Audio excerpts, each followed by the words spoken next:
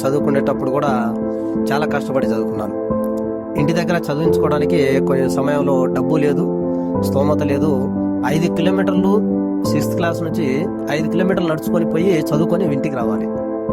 అటువంటి కష్టపడి చదువుకున్నాను. సండే వచ్చిందంటే కనుక పొలంలోకి వెళ్ళి బుక్ పట్టుకొని వెళ్ళి చదవాలి. ఇంటి దగ్గర మనం ఏమంటామంటే గోనెపట్టు అంటాం కదా, అది పరుచుకొని కిరోసిన్ దీపం పెట్టుకొని నైట్ 12 వరకు చదువుకునే వాళ్ళం. అప్పుడు ఏమంటాం మనం బై హార్ట్ అంటాం, సబ్జెక్ట్స్ బై హార్ట్ చేయడం.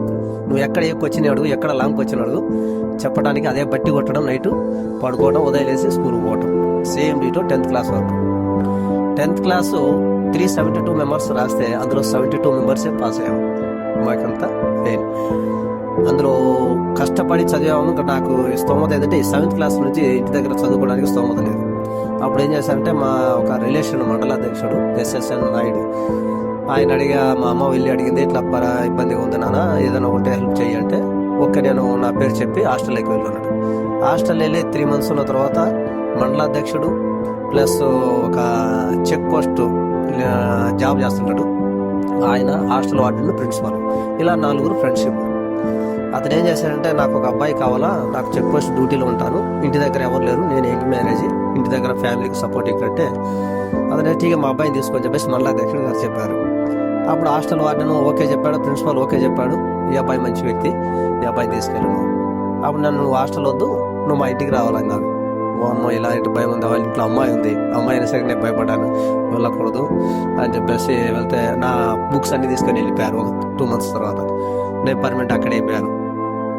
సపోర్టింగ్ నిజాయితీ అనేది ఉండబట్టి ఇంకా లాస్ట్ నీకు హాస్టల్ వద్దు, ఏమొద్దు, నువ్వు మా పిల్లోడితో సమానంగా నీ ఇంటి దగ్గర నాకు ఏమి కావాలో నువ్వు మా ఇక్కడి నుంచి కూడా మీకు టౌన్ నుంచి రేషన్ పంపిస్తాను చెక్ పోస్ట్ వాళ్ళు అంటే, మా అమ్మ వస్తుంది వారానికి ఒకసారి వస్తే నూనె డబ్బా దగ్గర నుంచి కందిపప్పు దగ్గర నుంచి అన్ని ఇంటికి తీసుకెళ్ళమ్మా అని చెప్పేసి పంపించాడు మా అమ్మ.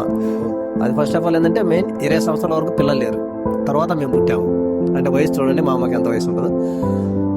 అటువంటి పరిస్థితుల్లో ముసలా మా అమ్మ వచ్చేసరికి ఇలాగ హెల్ప్ చేస్తుండేవాళ్ళు. అలా చేస్తూ బాగా కష్టపడ్డాము. సండే వెళ్ళినా కూడా ఇంటి దగ్గర పొలం పని చేసేది ఏదో బలంతాన వెళ్ళేవాడిని నేనే. ఇంటి దగ్గర తల్లిదండ్రులు చూడాలి కదా అని వచ్చేవాళ్ళు, ఉంచేవాళ్ళు కాదు, చదువు వేస్ట్ అయిపోద్ది, నువ్వు చదవాలని చెప్పేసి. నేను అట్లాగా వెళ్ళి ఇంటికి వెళ్ళి ఏదో ఒకటి పని చేసి పొలం సపోర్టింగ్ చేసి వచ్చేవాళ్ళు అనమాట. అలా ఇంటికి వెళ్తే మధ్య సెలవులు వచ్చాయంటే కనుక మా అమ్మ మా నాన్న పొలానికి వెళ్తే అప్పుడు ఏంటి ఒడ్లు ఉంటాయి కదా, అవి మిషన్ లేవు, దంచి సాయంకాలం వాళ్ళ పొలానికి వచ్చేసరికి నేను వండి పెట్టాలి, అన్నం వండి పెట్టాలి. మా చెల్లెలు చిన్నపిల్లలు ఇంకా ఇలా అని చెప్పేసి లాస్ట్ నన్ను అప్పటి నుంచి చూడగా నేను స్టెప్ తీసుకున్నా, చదవాలి, మనం కష్టపడి మా అన్నలా కాకూడదు అని చెప్పేసి. ఇంకా ఇలా ఉండేసరికి 10th అయిపోయింది, బాగానే పాస్ అయిపోయాను.